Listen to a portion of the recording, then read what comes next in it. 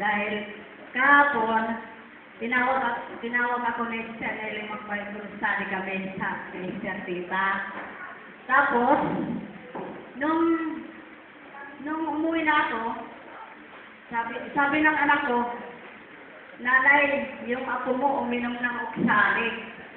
Sabi ko, oh, bakit naman? Sabi ko, gano'n sa kanya.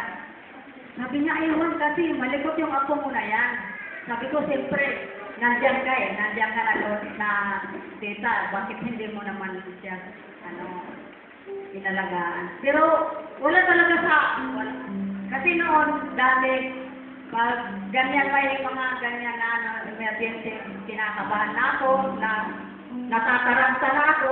Pero ngayon, kahapon, ni katiting na dahil siguro si Lord na nasa amin na ng apo ko. Kaya iningatan talaga siya ng Panginoon na huwag mapahamak siya. Kahit man, siguro, kasi yung yung buti ng nakalagay na oxalic sa chlorine. Nailagay, siguro nila ng mga bata kung saan lang. Kaya, siyempre, maliit pa yan. Walang malay dyan. Pinambot siguro, saka pinaglaruan. Sabi ng anak ko, nanay, nakainom siguro yan. Tinanong ko siya kapon, nakainom ba yan? Sabi niya, oo, nakainom yan. Pero, hindi man lang ako alala na gano'n na mangyayari sa kanya yung gano'n. Kaya, nagpapasalamat ako sa Panginoon dahil sa kabutihan niya. Kahit ng nakaraang bagyo din, iningatan talaga kami.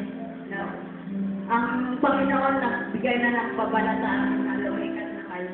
Parang binulungan ba niya ako, sabi niya, mga anak, umalis na kayo rito sa lugar na ito dahil lalaki ang tubig. Ayun ang naisip ko talaga yan. Kaya, gano'n na lang ang pag-iingat niya sa atin, sa mga anak niya, na hindi tayo magpahamak. Ayun, kaya nagpapasalamat ako ng pupuri sa kanya.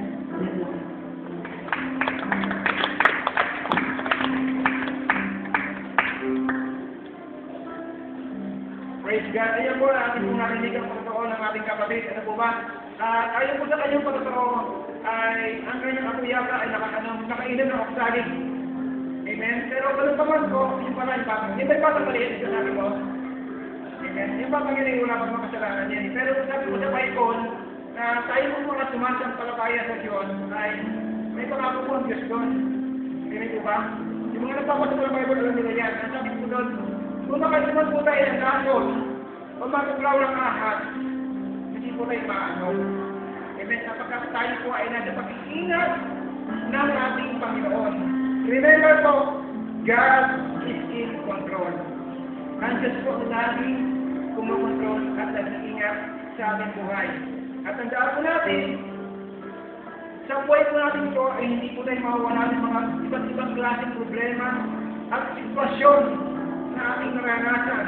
Pero, dapat bilang isang anak ng Diyos, hindi bagay sa anak ng Diyos ang dapat na nababahala at namumblema. Amen? Bakit? May Diyos po tayo sa langit.